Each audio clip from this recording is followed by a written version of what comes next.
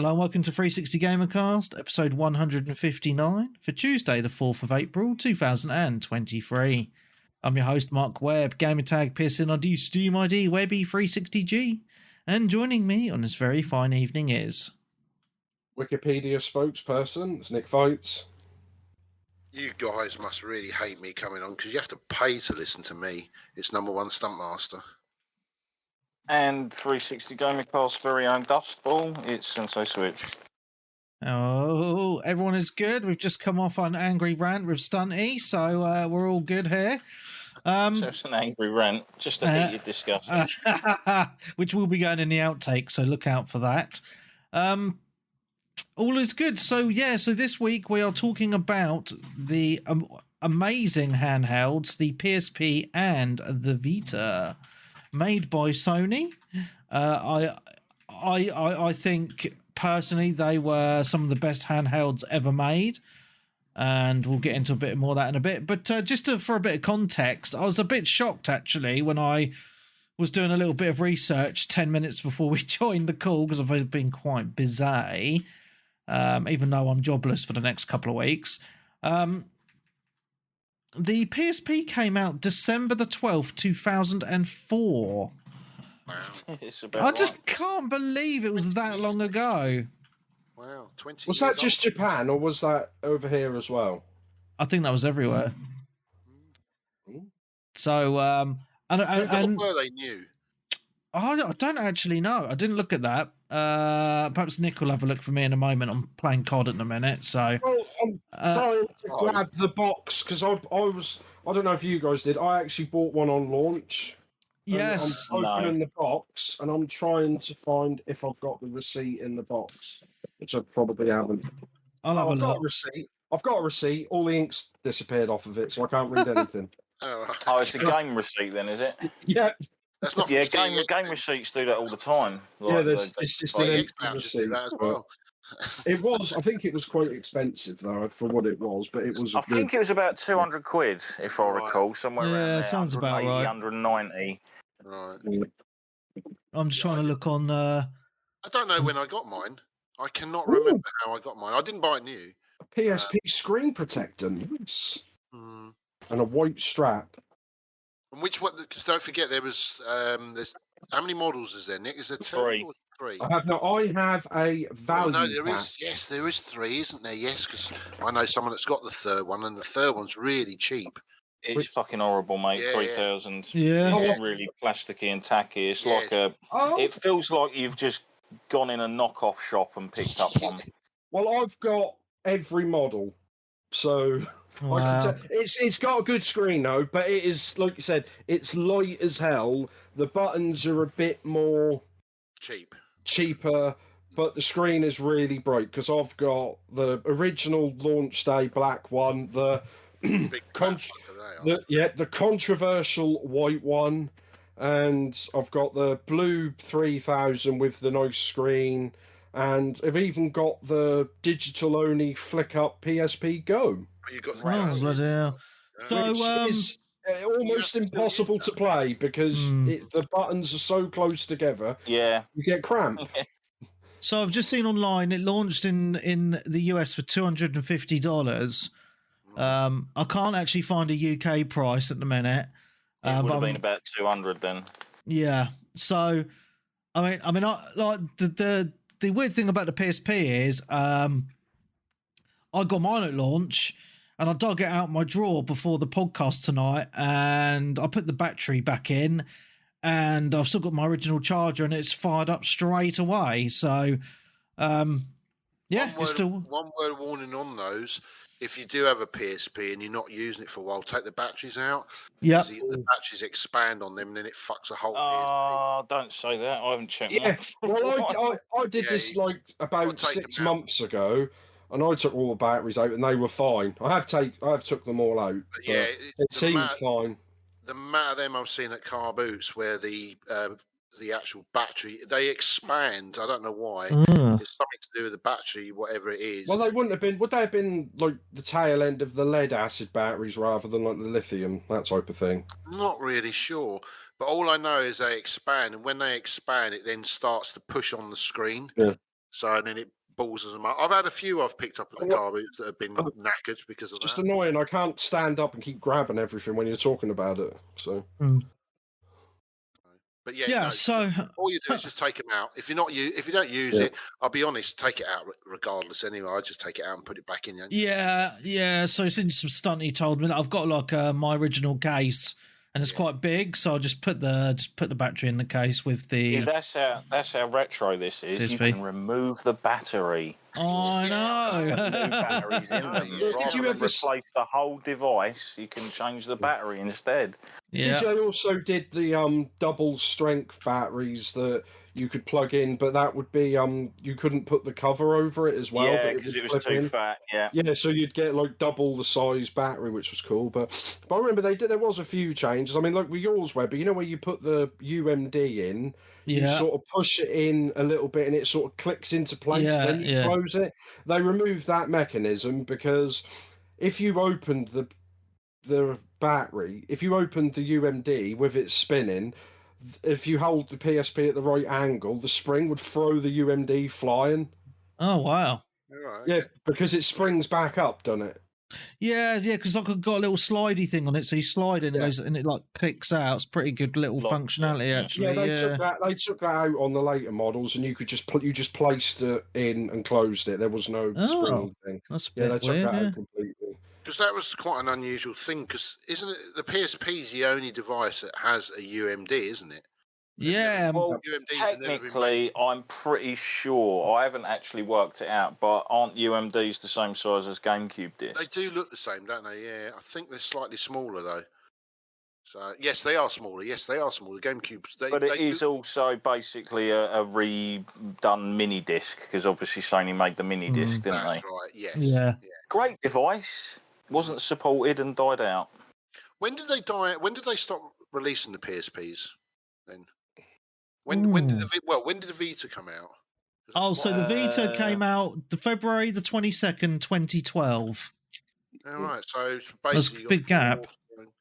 Right, okay. So, yeah, Webby, I looked up on my favourite website, Wikipedia.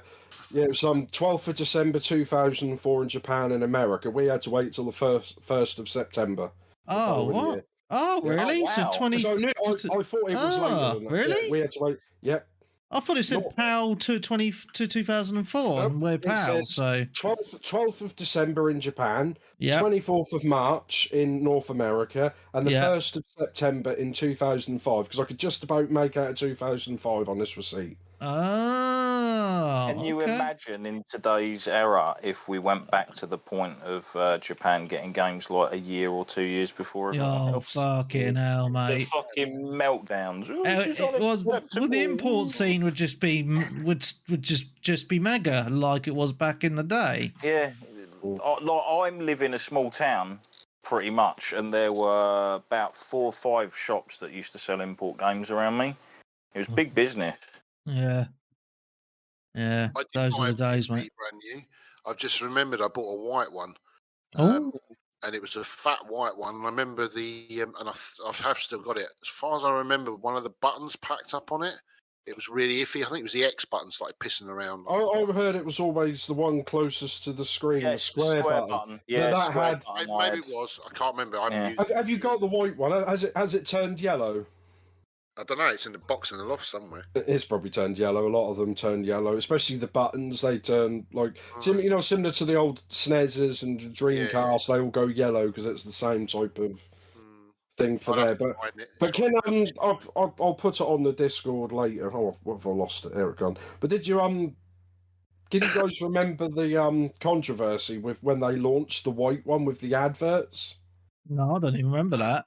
Well, basically, I mean, there was loads of them where it was basically PlayStation Portable, white is coming, and they had a white lady all dressed in white with white hair choking a black lady all dressed in black. And there was loads of these adverts. That went down pretty well. Yeah, that went down like a lead balloon. There was loads of these adverts. And people like, this kind of is racist. And yeah, it's just loads of them out there. And that was the thing, white is coming. And they had that a Chinese advert? No. I don't remember. I don't remember this at all. There was adverts. There was like posters in obviously in magazines, The adverts dust on balls the was telly. my favourite. Hey, the old Mexican dust balls that Yep. used to do the ads. But yeah, they was just like that, and they had like what was it? And I'm pretty sure one of the videos or the picture was with the white woman whipping a black lady, which I thought, yeah, that's racist, mate. You can't be doing that. Definitely not with a whip. No, I don't remember any of this, mate. No, let's move on anyway. It might be Yeah, a dream you had, Nick. mate. Yeah, I think so. Mate, I've got pictures. I'll put them in the Discord. All right, so yeah, so the PSP, I mean, at the time, I thought it was a really cool system. Obviously, I've kept it all these years. For me at the time, it was great because I worked in the prison service during that time, and so on like night shifts, I could take my PSP in and play video games, which was awesome. I was just gonna say, I don't recall.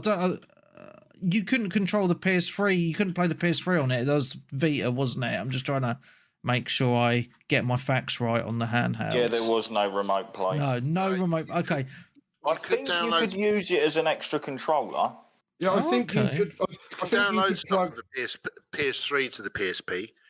Yeah, some of the small like the arcadey games, couldn't you? Yeah. You can do that. So I'm pretty sure. I want to say Gran Turismo, one of those on PS3 that you could use a PSP as a controller, and you could use it as like a rear view mirror or something. Yeah, I was about to say that. Yeah, I don't know if that sounds right, but I don't know if that would, because it's still which was weird because the PSP, which I think was one of the major flaws, that it only had one analog stick in it.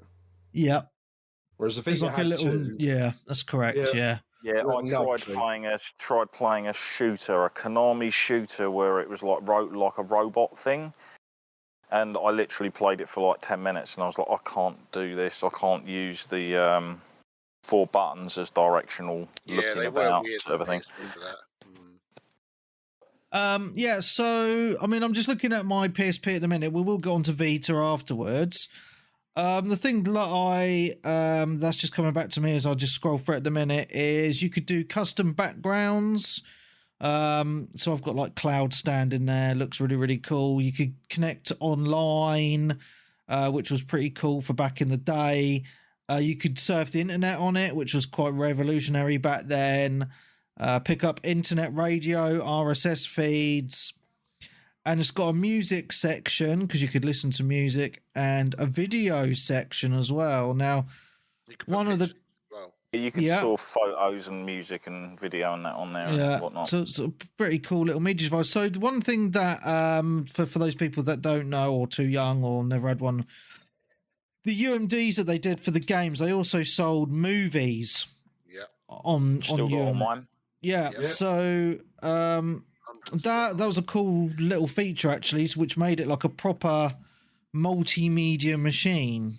Did you take advantage of Game Station, Stunty, with their UMD movies? Because I'm sure they used to do like 3 for the price of 2, so it was like 20 quid for 3 films on UMD. I know. I bought all mine later on, so I didn't pay much for any of my films. Most of mine were £1.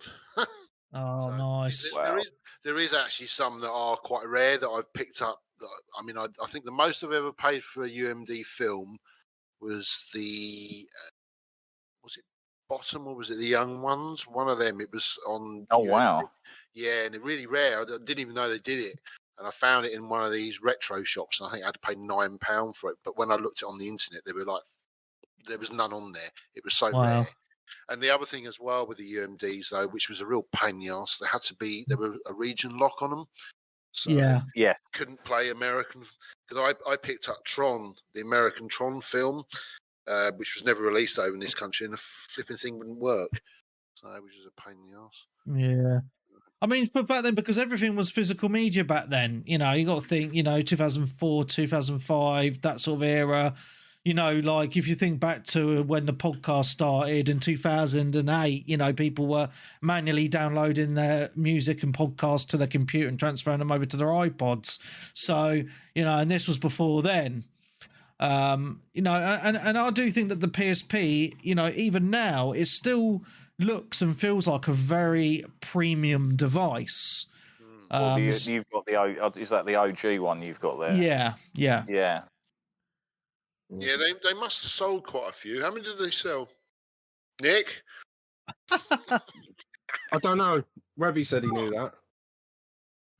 No, I didn't actually. I've just got the release dates. I just wondered how many they sold of the PSP, because I'll be honest, over the years I have seen PSPs at car boots that I've missed because other people picked them up or stuff like that, and it's like they always seems to be.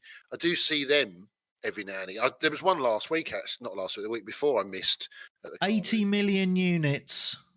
Really? That's fucking good. Wow, That's really good, actually. That's really good shit. Yeah. So that's why I still see them at car boots, where the Vitas are really hard to come by car boots. I mean, I've had two. Well, Vitas are actually, if you've got a Gen 1 Vita, they're highly sought after.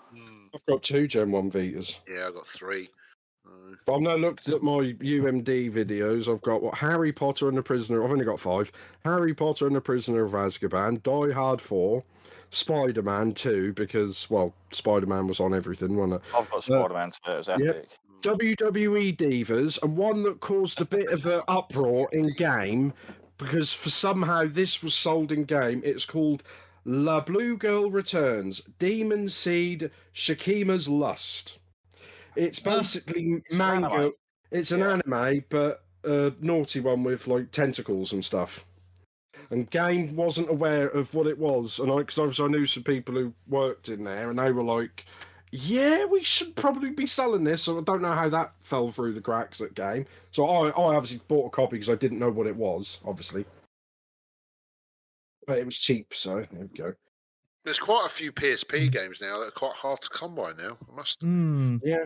I don't know if that was just low numbers. I mean, even stuff like, I mean, I've got pretty much everything on the PSP that I wanted, even though I never played the bloody thing. They're all in a box in the loft. I know where it is. And it's like Castlevania. Do you remember that? Castlevania Chronicles X? No, never played I that. might have it. What?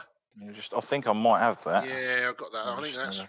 I mean, I don't really know prices on PSP stuff, but I mean, they had all the Metal Gear Solid games. Yeah, Castlevania, the Dracula Chronicles X. Yeah, I own it. Oh yeah. Nice. Good game that was. Yeah.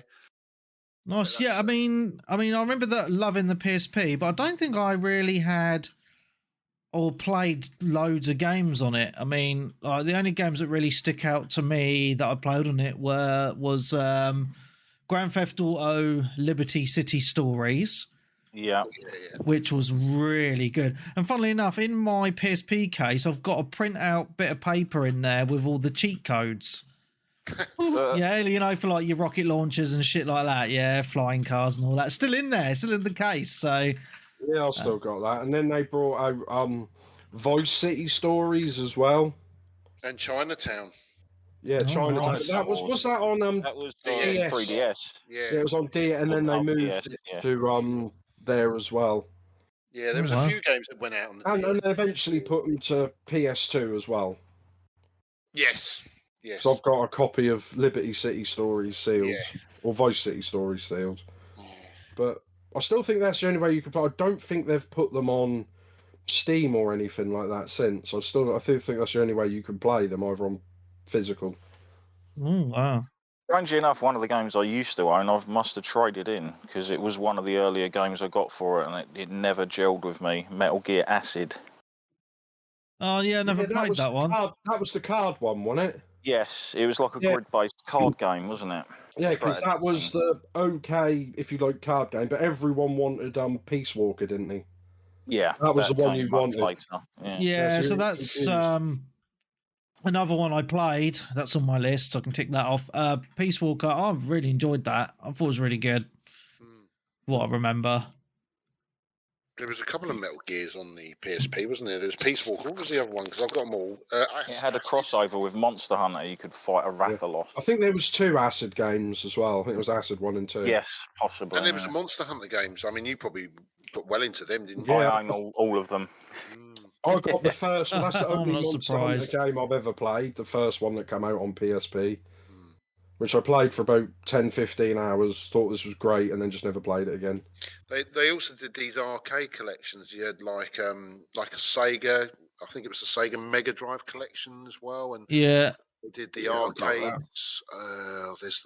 mean, I didn't really research this. I didn't have time, but that's right. The arcade collection. Do you have Metal Slug Anthology on the PSP, Webby? No, I love Metal Slugs as well, man. Oh, I've got them all on the Switch anyway, mate. So not really a big missing out, but yeah. To listen to the rest of this week's awesome episode, you need to subscribe to the Patreon. So head on over to patreon.com/360gamercast. This week we've got 2 specials for you.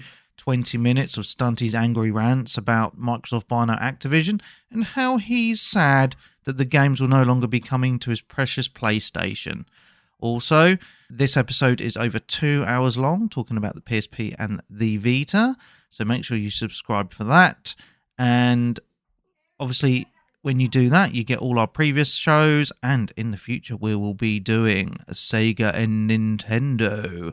Up next in a couple of weeks is Sega, so you don't want to miss out on that. If you want to go back, you can listen to all our Xbox episodes and our previous PlayStation episodes. So again, the link is patreon.com/360gamercast. It'll be the best £5 you've spent this month.